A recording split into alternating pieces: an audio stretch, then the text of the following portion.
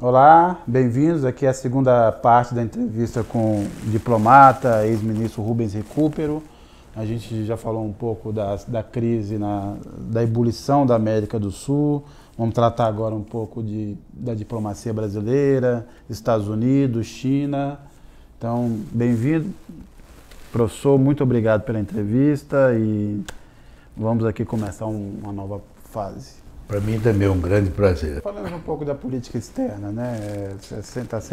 Há sempre uma tentativa de tentar entender se existe algum tipo de estratégia em alguma área do governo Bolsonaro. Eu pergunto, o que é possível, como é que o senhor definiria a política externa brasileira nesse momento? Uma política alienada em relação ao Brasil e ao mundo e que causa prejuízos crescentes ao país, inclusive nas áreas econômicas de interesse do governo desse projeto liberal de comércio e de exportação.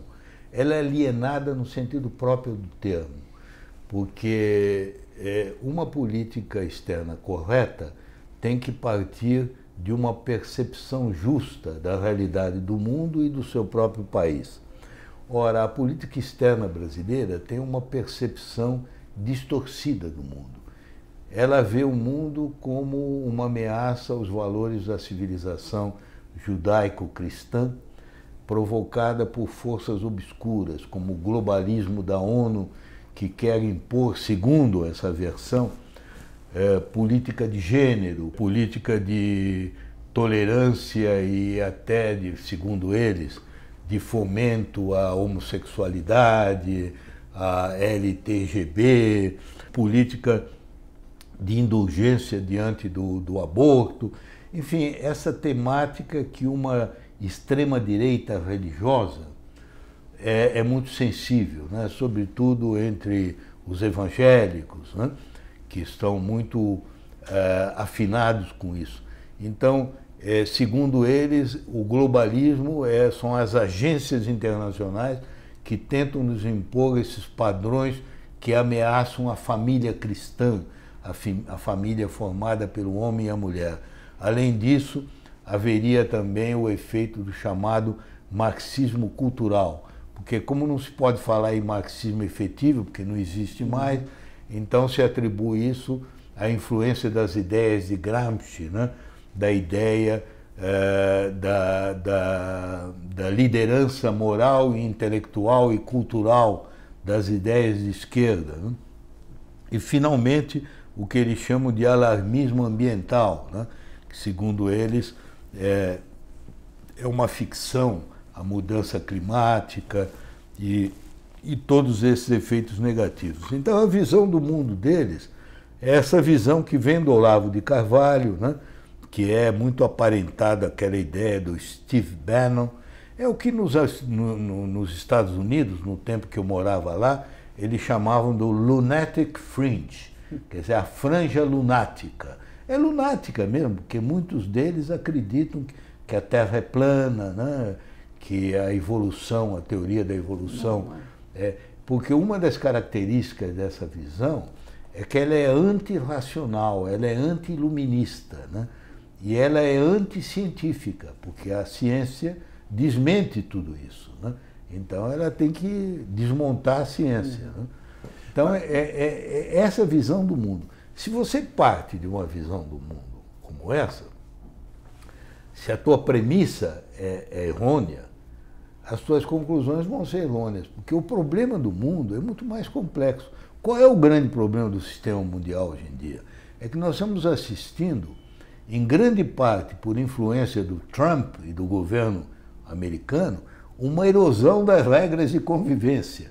O mundo é baseado num sistema que foi criado pelos próprios americanos no final da Segunda Guerra Mundial, que é o sistema das Organizações das Nações Unidas, onusiano, né? Qual é esse sistema? É um sistema baseado em regras, em normas. Isso não é abstrato, significa que tudo se faz ou deixa de fazer por causa da Carta das Nações Unidas. Como o Brasil tem uma Constituição, o mundo tem a Carta das Nações Unidas. Por exemplo, um país não pode decretar sanções unilaterais contra Cuba ou contra o Irã, porque pela Carta das Nações Unidas, As sanções econômicas, como as sanções militares, só podem ser aprovadas pelo Conselho de Segurança, quando o alvo dessas sanções ameaça a paz e a segurança internacionais. Ora, nós não estamos vendo isso. O que nós estamos vendo é um país que se arroga o poder de impor as suas próprias leis ao mundo de acordo com seus interesses. Portanto, ele está subvertendo as regras que ele mesmo criou. Ora, isso é uma ameaça. E a gente tem que mostrar às pessoas que o multilateralismo não é alguma coisa abstrata. Por exemplo, o caso do Brasil. O Brasil é um exportador de soja. O seu grande mercado é a China. Os Estados Unidos agora aplicou tarifas ilegais contra a China e está engajando a China numa negociação em que um dos objetivos americanos é levar a China, em vez de comprar soja do Brasil, comprar dos Estados Unidos. Isso é uma violação das leis da Organização Mundial de Comércio. Se isso acontecer, o Brasil só tem um recurso, que é ir à Organização Mundial de Comércio e se queixar e ganhar uma ação com os Estados Unidos. Os Estados Unidos está paralisando esse mecanismo porque ele está se recusando a participar da aprovação dos novos juízes, porque os juízes estão tendo os mandatos terminados, né? Então, você vê claramente que eles aplicam uma sanção, vão prejudicar o Brasil no próprio projeto do governo, porque o governo depende da exportação de soja, né? E o governo brasileiro não vai ter a quem se queixar, porque o próprio governo americano está eliminando a existência desse tribunal. Então, é preciso mostrar às pessoas que isso prejudica no dia a dia. Quando o Trump, por exemplo, aplicou cotas às exportações do aço do Brasil, o Brasil foi prejudicado. Aplicou cotas às exportações de alumínio do Brasil. O Brasil também foi prejudicado. Então, não são coisas teóricas abstratas, são interesses concretos de vendas de produtos. Então, esse é que é o mundo. E a diplomacia brasileira deveria se fazer em função dessas ameaças, não de uma suposta ameaça a valores judaico-cristãos. Como é que o senhor explica essa submissão brasileira aos Estados Unidos, colocando nesse grupo, inclusive, os militares, né, que tinham um histórico de uma certa independência? Um certo nacionalismo, né? Eu penso que a única explicação possível vem de uma combinação de uma ideologia inteiramente alienada, distorcida, né? Porque você sabe que o Araújo insiste em ver em Trump o defensor do Ocidente cristão, né? Coisa que o próprio Trump jamais pretendeu ser, porque se há uma qualidade que o Trump tem é que ele é transparente, né? Ele é um patife, né? É um megalomaníaco, né? Que só vê o seu próprio interesse e, como ele está cansado de dizer, o princípio dele é o meu país em primeiro lugar, America First. E ele até diz aos outros, vocês também devem fazer a mesma coisa. Quer dizer, o Brasil não segue o conselho dele, né? O Brasil, ao colocar como o seu princípio fundamental o alinhamento com os Estados Unidos, o Brasil está abrindo mão de defender o seu próprio interesse nacional, né? Até um certo ponto, eu acho que alguns setores do governo percebem os excessos disso, né? Você se lembra que no começo o Bolsonaro queria ceder bases militares aos Estados Unidos, o Exército não deixou, né? A saída do Acordo de Paris, o próprio setor do agronegócio ficou com medo das consequências que teria, né? De sanções, de retaliações. Ele retificou aquela posição sobre a China. No início ele tinha uma postura, até antes de ser candidato ele visitou Taiwan, né, que é uma provocação à China.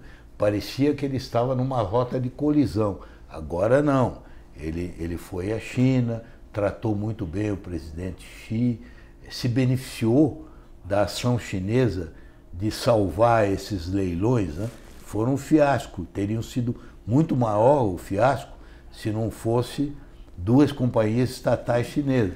Não foi o Trump que o socorreu, foi a China. E consta que ele pediu, né? Que ele pediu, implorou, né? Seguramente, ele pediu, né? Seguramente pediu, né? Porque essas coisas não acontecem por causa de simpatias pessoais, né? E foi aos países árabes, né? Corrigiu, não chegou a transferir a embaixada de Tel Aviv para Jerusalém. Então, há algumas imposições da própria realidade, né? Por quê? Porque aí é que entra o outro fator. Eu disse que eram dois fatores. Um é a ideologia alienada. O outro são os interesses econômicos. De maneira geral, eu tenho a impressão que aqueles que apoiam a agenda liberal do Guedes veem no alinhamento com os Estados Unidos uma maneira de amarrar essa agenda, né? Porque os Estados Unidos costumava ser, no passado, o país que mais defendia essa visão ultraliberal. Não é mais, com o Trump não é mais. Mas se continua achando que o alinhamento com os Estados Unidos, né, é a maneira de levar adiante, porque esse modelo é um modelo inspirado na organização americana, né, na organização da sociedade americana, que não é a nossa sociedade, baseada na competição desenfreada, né, na acumulação dos interesses financeiros, etc., né? Agora, esses interesses têm certos limites, porque eles veem que na área do comércio e dos mercados, o grande mercado do Brasil é a China, são os países árabes, somos o Irã. Então, isso atenua. Agora, ainda assim, o dano produzido é muito grande. Você quer ver um exemplo que aqui quase ninguém tem comentado? Durante a visita do Bolsonaro a Washington, uma das coisas mais perniciosas foi o Brasil ter buscado e ter se regozijado com o status que os americanos concederam do Brasil como um dos aliados principais dos Estados Unidos fora da OTAN. Aqui se tentou vender isso como apenas uma vantagem para comprar armamentos, acesso a informações, etc. Mas não é. Na verdade, a palavra aliado, aliança, significa tomar o partido de um contra outro, né? Nesse caso, é o partido dos Estados Unidos contra quem? O que está se perfilando no horizonte, cada vez mais, é uma competição estratégica aguda entre Estados Unidos e China. E cedo ou tarde, tomar o partido dos Estados Unidos significa ser contra a China. Até agora isso não se traduziu em concreto, porque ainda é alguma coisa que está em fase de implantação, porque os próprios americanos estão negociando com a China, né? Estão tentando encontrar uma solução. Porque o problema não é só a questão do comércio, é sobretudo quem vai ter a dianteira tecnológica. Porque quem dominar a tecnologia do 5G, da inteligência artificial, dos robôs, da computação quântica, da computação nas nuvens, da internet das pessoas, das coisas, quem dominar isso tudo vai dominar o conflito estratégico militar, né? Agora, para a gente caminhar aqui para o final, o senhor acha que uma derrota do Trump e a eleição de um democrata, de um partido que não necessariamente é muito simpático ao Bolsonaro, tornaria o Brasil, no cenário internacional, um pária de vez, se é que a gente já não virou pária? Bem, nós já viramos, né? Pária nós já somos, porque, infelizmente, a maneira como o Brasil tem votado, por exemplo, no Conselho dos Direitos Humanos em Genebra, o Brasil votou sistematicamente contra os palestinos.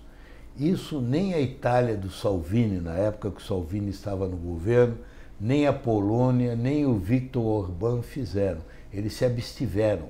O Brasil votou contra. Agora também no caso das sanções de Cuba, o Brasil ficou numa minoria de 184-3, né, junto com Israel e Estados Unidos.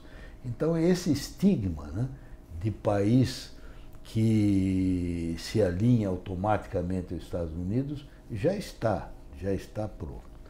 E só para terminar aquilo que eu dizia dos aliados, a questão de ser aliado é que você perde a tua liberdade de fazer política externa.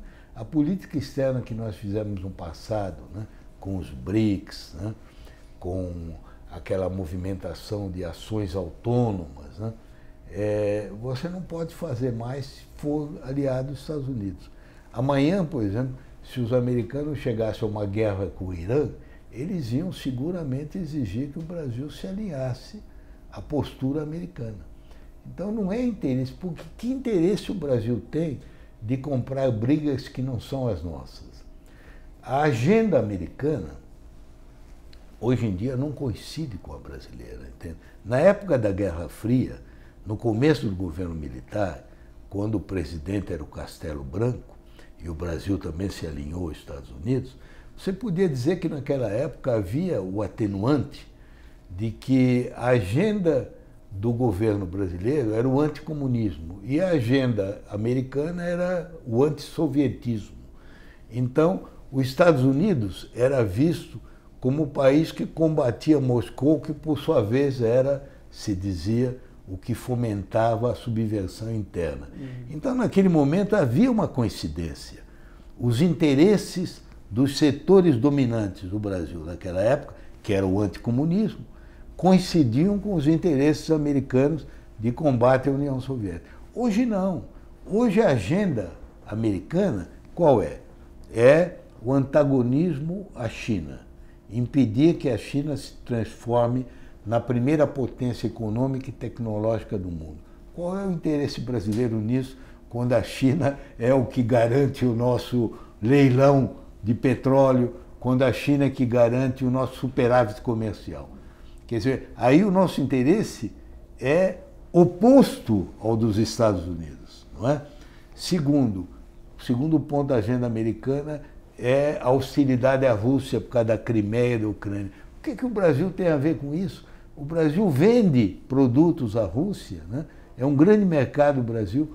Terceiro ponto da agenda americana, a hostilidade ao Irã, que é o maior comprador de milho do Brasil, grande comprador de proteína animal. Então você vê, ponto a ponto, os interesses brasileiros não só não coincidem, como em muitas questões estão em polos opostos ao dos interesses. Os americanos, sim, têm interesse nisso tudo, em destruir o Irã, em enfraquecer a Rússia ou a China. Nós não.